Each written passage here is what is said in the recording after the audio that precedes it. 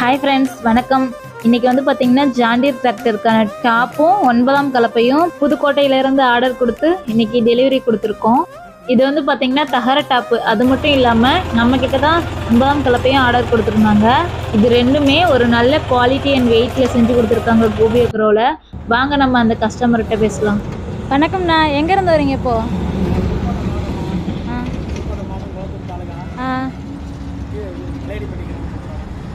எதுக்காக நான் இங்கே வந்திருக்கீங்க?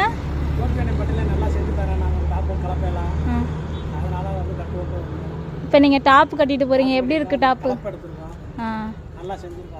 எப்படின்னா இருக்குது டாப்பு? பிடிச்சிருக்குங்களா உங்களுக்கு?